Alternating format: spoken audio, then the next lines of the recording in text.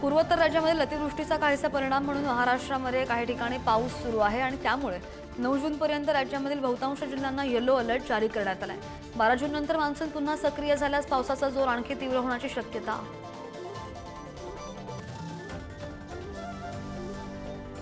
ढगाळ वातावरणासह अधूनमधून पडणाऱ्या पावसाच्या तुरळक सरींमुळे मुंबई शहरासह उपनगरांमध्ये उकाड्यामध्ये वाढ कायम आहे। पावसामुळे उघडीप दिल्याने गेले 5 दिवस आर्द्रतेमध्ये कमालीची वाढ झाली आहे। मुंबईमध्ये गुरुवारी आर्द्रतेचे प्रमाण 81% इतकं होतं।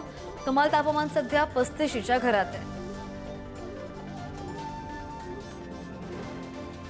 शिर्डी शहरासह शिर्डी विमानतळ आणि राहाता तालुक्यामधील बहुतांश भागांमध्ये मुसळधार पावसाने हजेरी लावली, त्यामुळे नागरिकांची तारांबळ उडालेली होती। मुसळधार पाऊस पडत असल्यामुळे प्रवाशांना विमानतळावरून बाहेर पडणं कठीण झालं। येवला शहरासह तालुक्यामध्ये मान्सूनपूर्व पावसाला सुरुवात झालेली आहे आणि त्यामुळे शहरामधील अनेक भागांमध्ये पाणी साचल्याचे पाहायला मिळालं।